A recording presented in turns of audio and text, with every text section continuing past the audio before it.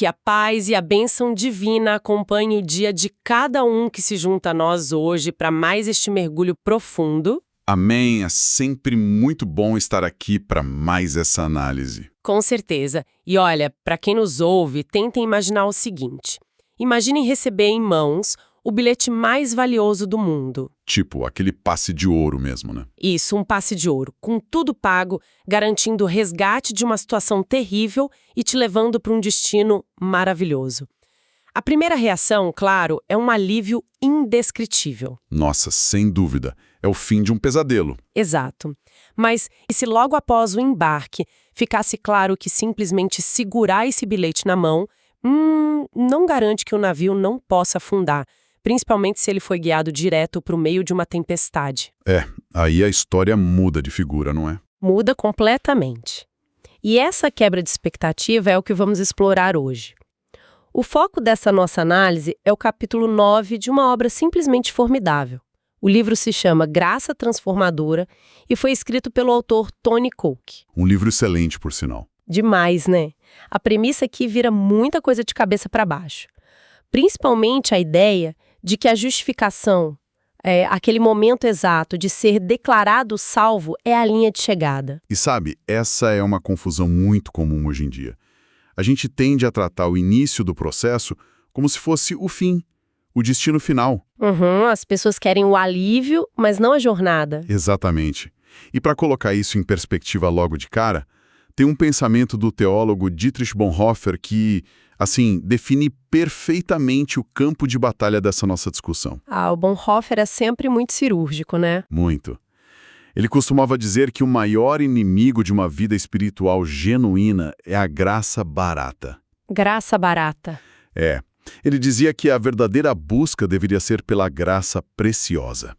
Porque a graça barata é tipo aquela que oferece perdão sem exigir nenhum arrependimento, que promete o céu, mas não muda a vida na terra. Ou seja, o tal do bilhete dourado que não pede nenhuma mudança de rota. Perfeito. É isso mesmo. E isso levanta uma questão monumental para a nossa análise aqui. Depois de receber uma graça tão imensurável, a salvação é um estado permanente e intocável ou é uma caminhada dinâmica? Uma caminhada onde é possível sim perder o que foi conquistado. Olha, essa pergunta me deixa muito intrigada. Porque, para a gente entender se é possível perder algo, primeiro precisamos dar um passo atrás, certo? Com certeza, precisamos entender a base. Sim. Entender o que exatamente acontece no momento em que essa graça é recebida. Como é que essa linha de partida funciona? O que se desenrola no interior de alguém? Para mapear isso com clareza, a fonte de hoje traz a visão teológica de John Wesley, que oferece uma linha do tempo fenomenal para isso. Wesley era muito metódico com isso, não é? Demais. Ele, historicamente, foi um mestre em dissecar a anatomia da fé. Ele explica que não é um passe de mágica instantâneo, sabe? Sim, não é como um interruptor que você liga e desliga. Exato. Tudo começa com a graça atuando sutilmente. Ela vai convencendo a mente de que há algo errado, de que existe uma distância em relação ao divino. Entendi. É aquele incômodo inicial. Isso, esse incômodo. E essa convicção gera o arrependimento. É só depois dessa quebra, desse reconhecimento, que a justificação acontece. Então tem uma ordem cronológica aí. Arrependimento e depois a justificação. Sim. E o detalhe vital aqui é a diferença técnica entre a justificação e a santificação. São coisas diferentes. Como o autor define essa diferença? A justificação é um termo puramente jurídico. Ela remove a culpa. É quando o perdão é concedido. O tribunal divino bate o martelo e declara que a dívida está paga. O processo termina aí, então, no tribunal. De jeito nenhum. O processo não pode parar no tribunal. Imediatamente depois da justificação, começa a santificação. E a santificação já não é mais jurídica, ela é transformacional. Faz sentido. Porque ela não lida com a culpa, mas com o poder e a raiz do mal na vida cotidiana. É um processo gradativo de restauração da natureza humana. Nossa, pensando nessa diferença entre o jurídico e o transformacional, me vem à mente o processo de imigração. Imigração? Como assim? Receber a justificação é como o momento exato em que o passaporte ganha aquele carimbo de cidadania, sabe? Ah, o status legal muda na mesma hora. Sim, muda em um segundo. A pessoa deixa de ser imigrante irregular e passa a ter todos os direitos de um cidadão. A culpa de estar irregular desaparece completamente. Legal. E onde entra a santificação nessa história? A santificação é o que acontece na manhã seguinte. O dia a dia, né? Isso. É a necessidade de aprender o idioma desse novo país, de se adaptar à cultura, descobrir como pagar os impostos locais e, olha, o mais difícil de tudo, desaprender os velhos hábitos destrutivos do país de origem. Nossa, muito boa essa analogia. O carimbo no passaporte não ensina o idioma automaticamente, de forma alguma. Exato. Você tem o status de cidadão, mas precisa aprender a viver como um. Essa imagem capta a essência com perfeição. O status muda no papel, mas a realidade vivencial precisa ser construída dia após dia. E o que sustenta essa construção, o que dá força para aprender esse novo idioma, é uma certeza interna muito forte de que aquele carimbo no passaporte é real. Que a cidadania é legítima. Isso. E há uma história fascinante relatada pelo Tony Cook sobre a própria adolescência dele. Conta aí. Foi quando a compreensão dessa cidadania recém-adquirida foi colocada à prova. Ele conta que foi encurralado, digamos assim, com uma pergunta incisiva. Alguém chegou e perguntou: como você tem tanta certeza dessa salvação? E as pessoas gostam de usar umas métricas meio espetaculares para isso, né? Sim. Perguntaram se ele tinha tido alguma visão celestial, se anjos apareceram com trombeta, essas coisas. Até perguntaram se ele tinha visto o próprio nome escrito em algum grande livro brilhante. E a resposta dele quebra totalmente essa expectativa mística, porque ele simplesmente respondeu que não. Nenhuma visão. Nenhuma visão, nenhum anjo. Mas quando apertaram ele ainda mais, perguntando como ele poderia ter qualquer garantia, ele soltou algo que soa até um pouco teimoso, sabe? O que ele disse? Ele disse algo tipo: eu sei porque sei. Não sei explicar como sei, mas tenho absoluta convicção de que estou a salvo. E olha, confesso que, à primeira vista, esse eu sei porque sei soa um pouquinho frágil. Não soa. Parece uma justificativa de quem não tem argumentos concretos para sustentar uma alegação tão grandiosa. Soa frágil se a gente olhar apenas pela lente da lógica humana. Mas o autor explica que há um mecanismo teológico robusto por trás dessa sensação. Não é só um palpite, então. Não é. Essa certeza não nasce de uma presunção intelectual. Ela nasce de uma evidência interna concreta que é chamada de testemunho interior. A Epístola aos Romanos aborda isso, descrevendo que o próprio Espírito testifica com o nosso espírito. E isso tem a ver com o termo grego original que o livro menciona, não é? Exatamente. Quando olhamos para a raiz grega usada nos manuscritos originais, a palavra é sumarturio. Sumartúrio. E o que isso implica na prática dessa convicção toda? Implica literalmente em testemunhar juntamente com. Então não é uma coisa isolada? De jeito nenhum. Não é uma voz externa gritando no seu ouvido e também não é apenas uma emoção passageira gerada pela própria mente da pessoa. É uma colaboração real. O divino e o humano atuando juntos. Isso, confirmando a mesma realidade ao mesmo tempo. É uma testificação conjunta que gera uma convicção que é tipo impossível de ser abalada por argumentos lógicos externos.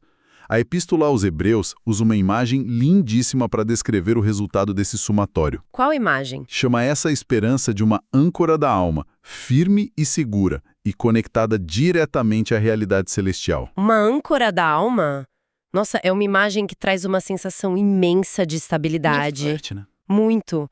Mas é exatamente aqui que a trama começa a se complicar na nossa análise, porque se existe essa âncora colossal, se o carimbo no passaporte foi dado no tribunal, isso significa que o navio nunca mais vai afundar? Essa é a grande questão. Pois é, se a âncora está lançada, a pessoa se torna imune ao naufrágio, não importa o que ela faça dali para frente. Esse é, sem dúvida, o ponto de maior tensão do livro.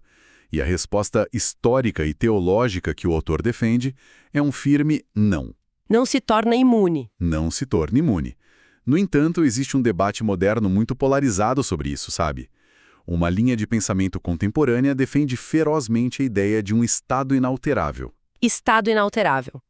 Como funciona a lógica deles? A lógica é basicamente a seguinte: se a pessoa foi declarada justa por uma força divina, nenhum comportamento ou erro futuro tem o poder de desfazer essa declaração. Uma vez salvo, sempre salvo. Exato. Uma vez salvo, sempre salvo. Independentemente das escolhas que venham a ser feitas depois. Mas, peraí. Esperar que atitudes futuras não tenham impacto sobre a realidade presente parece ignorar como o universo funciona, como a própria vida funciona. E como essa ideia se sustenta, né? E se olharmos para o precedente mais básico de todos? Pensemos em Adão, por exemplo. Pelo relato da criação, Adão não começou com uma natureza falha ou caída. Não mesmo. Ele foi criado perfeito. Perfeito. Em um estado de perfeição plenamente justo. A pergunta que fica evidente para quem nos ouve é a seguinte: a escolha que Adão fez alterou ou não a condição dele? E a resposta óbvia é que sim, alterou tudo. E essa é a falha fundamental do argumento do estado inalterável que o Tony Cooks aponta. O argumento simplesmente não se sustenta. Não. O relato de Adão prova que uma condição de justiça, concedida de forma imaculada pelo próprio Criador, foi corrompida por uma atitude de rebelião deliberada. Uma escolha livre. Exato. Se o primeiro ser humano, no ápice da perfeição dele, conseguiu alterar sua condição espiritual através do livre-arbítrio, argumentar que as pessoas hoje não têm o mesmo poder sobre o próprio destino é, no mínimo, incoerente. Eu concordo. E há outra forma de pensar sobre isso que torna a questão ainda mais palpável, sabe? Trazendo um pouco da teologia para nossa biologia. Biologia? Como assim? É o paradoxo do nascimento. Vamos pensar, nenhum de nós preencheu um formulário pedindo para nascer, certo? Verdade, a gente simplesmente aparece aqui. Isso. Não tivemos controle nenhum sobre o início da nossa vida física. Fomos inteiramente dependentes dos nossos pais. Mas a falta de controle sobre o nosso nascimento significa que não temos controle sobre a nossa morte? Entendi onde quer chegar. De jeito nenhum. Alguém pode, de forma plenamente consciente, adotar hábitos nocivos, vícios extremos, ou tomar atitudes imprudentes que vão, inquestionavelmente, antecipar o fim da sua vida. Fazer escolhas que abreviam a vida que recebeu. Exato. E a vida espiritual parece seguir a mesma regra. A pessoa pode ser resgatada e receber vida nova sem mérito próprio, mas depois de viva, ela tem autonomia para tomar atitudes que asfixiam essa nova vida. Nossa, essa analogia biológica é irretocável para explicar o mecanismo da graça. O fato de que não podemos gerar a nossa própria vida espiritual não anula de forma alguma a nossa capacidade de destruí-la depois. Faz todo sentido. E olha, isso não é uma dedução moderna do autor. É a espinha dorsal de várias advertências ao longo das Escrituras. Tiago, por exemplo, é muito pragmático ao alertar que o erro, quando cultivado e consumado, gera morte. Um alerta bem direto, né? Muito. Em Romanos, no capítulo 8, há um aviso direto também. Se viverem dominados por impulsos egoístas e destrutivos, morrerão. E a genialidade do argumento do livro é que a graça não é concebida como uma permissão para viver de qualquer jeito sem consequências. Não é um passe livre para a irresponsabilidade. Pelo contrário, a graça preciosa é definida como o próprio combustível que capacita a pessoa a viver de forma diferente. É ela que dá a força. Isso nos leva a uma área bem desconfortável da análise. Porque se a morte espiritual ainda é uma possibilidade para quem já iniciou a caminhada, como ficam os textos bíblicos que falam sobre pessoas que escolheram viver no erro? O tom muda bastante. Muda porque há passagens muito severas que não estão falando com quem está fora da jornada. Estão falando exclusivamente com quem já tem o carimbo no passaporte. A primeira epístola de João, no capítulo 1, é o melhor estudo de caso para isso. Há uma tentativa recorrente, que o autor rebate, de dizer que os alertas rígidos dessa carta eram para pessoas que nunca haviam experimentado a fé. Tentam suavizar o alvo, então. Sim, mas a gramática grega desmonta totalmente essa teoria. Por quê? O que diz no grego? O texto original usa o pronome possessivo emon, que que significa nossos. Então, quando se fala sobre confessar os nossos pecados, quem escreve está se incluindo e incluindo a audiência. Ou seja, uma audiência que já compartilha da mesma fé. Exatamente.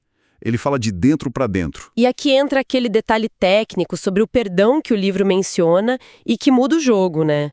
Não se trata apenas de pedir desculpas rápidas e seguir em frente. Não mesmo. O cerne aí está na palavra grega adikia. Sabe, muitos leem a palavra pecado e imaginam um simples deslize, uma falha de atenção. Um errinho bobo do dia a dia.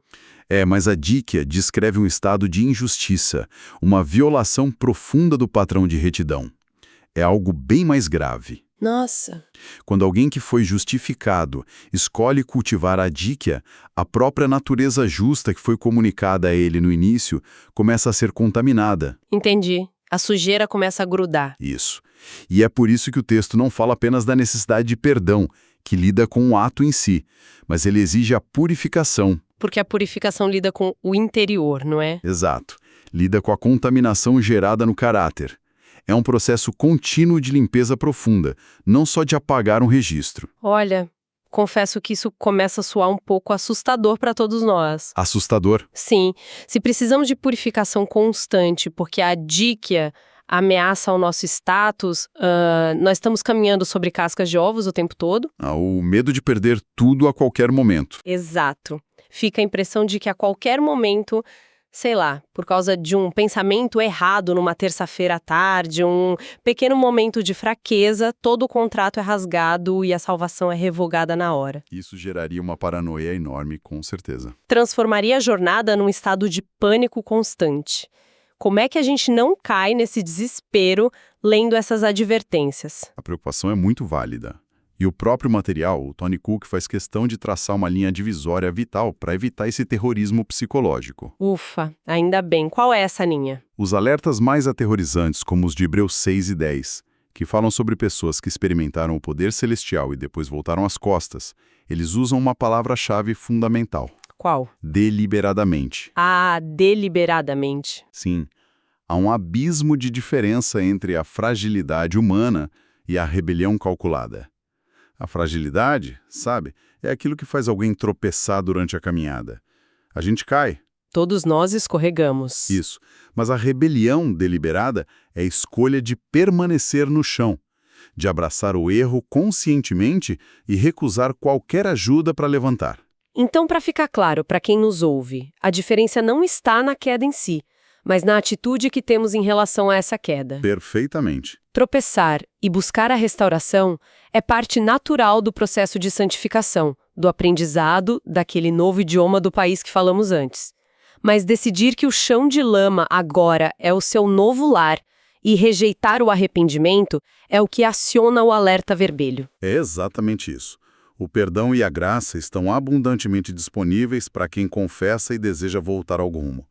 A tragédia ocorre quando há uma rejeição contínua e intencional dessa restauração. A pessoa fecha a porta por dentro. Fecha, e é esse padrão persistente de recusa que o apóstolo Paulo classifica lá na carta dele a Timóteo, com aquela metáfora forte de naufragar na fé. Nossa, essa imagem do naufrágio amarra todas as pontas do que estamos discutindo, porque o naufrágio pressupõe que houve um navio, certo, que ele foi construído de verdade, que zarpou de um porto real, com um destino real. Sim, era um barco de verdade no mar. Não dá para naufragar um barco que nunca entrou na água. O naufrágio é a interrupção trágica de uma viagem genuína. A tempestade veio, ou o capitão ignorou a bússola, e o barco afundou antes de chegar ao destino. É uma viagem que começou, mas foi abortada no meio do caminho. E isso nos obriga a encarar o aspecto mais prático de toda essa teologia que o Cook traz. E qual seria o aspecto prático? Se estamos todos em mar aberto, sujeitos a tempestades e aos nossos próprios erros de navegação, e sabemos que o naufrágio é uma possibilidade real. Sim. O que mantém o motor desse navio funcionando? Como garantimos que o barco continue cortando as ondas até chegar ao destino final? A resposta reside na compreensão de que a fé e a graça não têm data de validade restrita ao dia do embarque. Elas não expiram na conversão. Não expiram, mas há uma tendência de tratar a fé como se fosse uma moeda. A gente usa para pagar a passagem no guichê, entra no barco e depois guarda a carteira no bolso pelo resto da viagem, achando que não vai mais precisar. Como se a fé inicial fosse tudo o que importa. Isso. Mas a estrutura que nos é apresentada na Bíblia, particularmente na carta aos Romanos, afirma que o processo ocorre de fé em fé. De fé em fé, como degraus de uma escada. Ninguém chega ao topo se decidir morar no primeiro degrau, não é? A fé precisa de movimento, precisa ser exercitada e desenvolvida. Constantemente desenvolvida. E olha, nesse ponto, há um conceito grego incrível que surge em Hebreus, quando o texto aponta para o líder dessa nossa jornada. Ele é descrito como o autor e o consumador da fé. A palavra grega para consumador é teleotes. Teleotes. A riqueza dessa palavra é que ela descreve alguém que leva algo ao seu estado perfeito, ou ao seu destino final. Ele não só começa, ele termina a obra. Exato. É o aperfeiçoador. Isso implica que a fé inicial, aquela do primeiro degrau, era apenas a semente. O líder da jornada está ativamente trabalhando ao lado do viajante para maturar essa fé diante de cada novo desafio. Isso tira todo o peso de acharmos que estamos navegando sozinhos. Tira sim, mas tem um detalhe. Essa dinâmica exige uma parceria. O aperfeiçoador, ele não vai amarrar ninguém no convés do navio contra a vontade. Tem que haver vontade de navegar. Isso, a pessoa precisa continuar segurando o leme, precisa cooperar ativamente com essa força que a está impulsionando para frente. E essa parceria contínua se sustenta através da própria graça, né? Achei brilhante como o autor Tony Cook articula isso no final do texto. Ah, a epifania que ele teve, não é? Sim, ele relata que teve uma epifania muito forte sobre o papel contínuo da graça. Ele dizia que sempre teve muita facilidade em entender que a graça de Deus foi o que bondosamente abriu a porta para que ele entrasse no reino. A graça como convite. Isso, mas que levou um tempo enorme para ele internalizar que Deus também providenciou essa mesma graça amavelmente para garantir a permanência dele nesse mesmo reino. Isso é lindo demais. A graça não é apenas um motor de arranque lá no começo. Ela é o combustível para toda a viagem. O combustível diário. E quando a gente compreende isso, todas aquelas advertências duras de João, de Tiago, de Hebreus, todos aqueles alertas sobre o naufrágio e perda de salvação, ganham um contorno totalmente novo. Não soam mais como ameaças soltas. Exato. O objetivo dos alertas não é gerar pânico, não é fazer ninguém andar sobre cascas de ovos, como você mencionou antes. E qual é o objetivo real, então? O objetivo é vacinar a mente contra a presunção e a complacência. É sacudir o viajante e tirá-lo da inércia. E ao mesmo tempo que sacode quem está brincando com o perigo, a teologia profunda também abraça e conforta. Um equilíbrio perfeito. Sim, ela mostra que a mesma força que foi poderosa o suficiente para perdoar a dívida lá no início do processo tem energia de sobra para sustentar, limpar e transformar o caráter até o último dia da jornada. Nossa, essa clareza muda completamente a postura de quem nos ouve. Tira a pessoa da posição passiva de quem apenas segura um bilhete de ouro no bolso, sabe? E a coloca na posição ativa de um navegador que tem à disposição o melhor equipamento do mundo para vencer as tempestades. É uma mudança de perspectiva gigantesca, o que nos deixa, inclusive, com uma provocação final irresistível para todos nós refletirmos depois que esse mergulho terminar. Qual é a provocação? Bom, se a fé e a graça são motores de uma viagem em andamento, e se o nosso status de salvo não é um cofre trancado imune às nossas próprias escolhas diárias, como isso altera a maneira como vivemos amanhã de manhã? É uma excelente pergunta. Se estamos em uma parceria com o aperfeiçoador da fé, quais hábitos, atitudes ou pequenas negligências na nossa rotina precisam ser ajustados imediatamente para garantir que estamos vivendo a graça preciosa e não nos acomodando naquela ilusão perigosa da graça barata? É um pensamento que não permite respostas fáceis, não é? Exige uma autoavaliação muito honesta e diária de todos nós. E olha, essa jornada de descobertas tem muitas outras camadas, muitos outros mares profundos para navegarmos ainda. Com toda certeza, o livro tem muito mais a oferecer. E é exatamente por isso que tem uma excelente notícia para quem nos acompanhou até aqui. teremos um novo episódio desse mesmo livro. Maravilha! Ainda tem muito assunto. Vamos dar sequência à nossa exploração da obra Graça Transformadora, avançando para entender como essa graça atua, na prática, como uma força que nos capacita para a verdadeira obediência. Foi um prazer imenso ter a companhia de cada um de vocês neste mergulho. Deus abençoe todos os ouvintes.